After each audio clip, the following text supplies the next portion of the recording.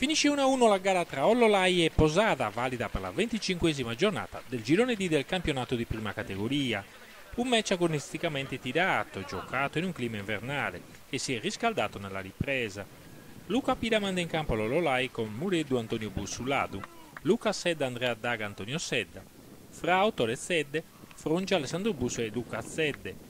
Il Posada di Omar Farina in campo con Andrea Deledda Manca Mannu, Mauro Ena Luigi Contu Vardeu, Giovanni Contu Luciano, Luca Deledda Pau e Cadau.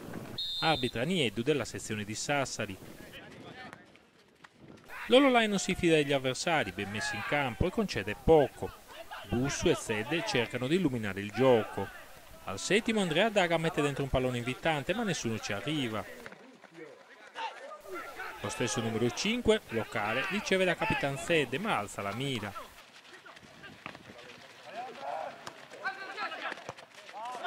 Il Posada risponde con Ena, sponda di Luigi Contu, e Sedde mette i brividi a Mureddu. Gli ospiti crescono con il passare dei minuti, corner di Marco Pau, classe 71, palla Giovanni Contu, poi l'arbitro fischia un fallo in attacco. Ancora Manu mette dentro il numero di Pau per Deledda, contrastato in aria. L'azione prosegue per poco.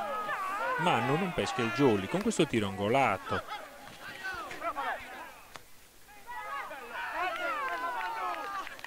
Nel secondo tempo Luca Pira mette dentro i giovani Mirko Daga, Arbau e il sempreverde Giangi Secchi che risulterà decisivo. Al 53esimo bello spunto di Arbau che pecca al momento della conclusione. Ancora il numero 15 di casa sfrutta i varchi nella difesa ospite, ma il tiro finale non crea problemi da Ledda. Anche Secchi ha voglia di mettersi alle spalle il periodo sfortunato e qui crea scompiglio nella retroguardia baioniese. La gara si sblocca al 65esimo quando Luca Deledda viene atterrato al limite. La successiva punizione di Luciano sorprende Mureddu, 1-0 per il Posada. Capitan Sedde prova a imitarlo poco dopo, ma non trova la porta. Il pareggio però è questione di minuti. Secchi si incunia in aria e cerca il contatto. L'arbitro fischia il rigore. Dal dischetto Tore Sedde trasforma con freddezza.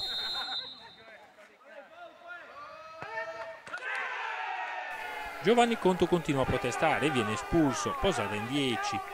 Nonostante l'inferiorità numerica, la squadra di Farina non demorde con i nuovi entrati Roberto Ena e Daniele Toro sfiora il colpaccio. Finisce 1-1, alla fine il risultato è giusto.